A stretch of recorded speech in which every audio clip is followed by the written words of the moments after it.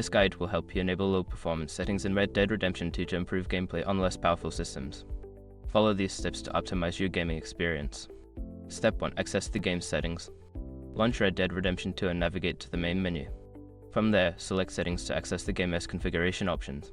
Step 2. Adjust graphics settings. In the Settings menu, go to the Graphics tab. Here, you will find various options that affect performance such as resolution, texture quality, and shadow quality. Lower these settings to reduce the graphical load on your system. Step 3. Change display resolution. Still within the Graphics tab, find the Display Resolution option.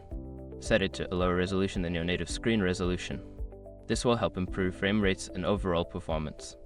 Step 4. Disable or lower advanced graphics features. Look for advanced graphical features such as VSync, MSA, and ambient occlusion. Disable these features or set them to the lowest possible settings to further enhance performance. Step 5. Save and restart. After making all the necessary adjustments, make sure to save your changes. Restart the game to ensure that all settings take effect properly, and then check if the performance has improved.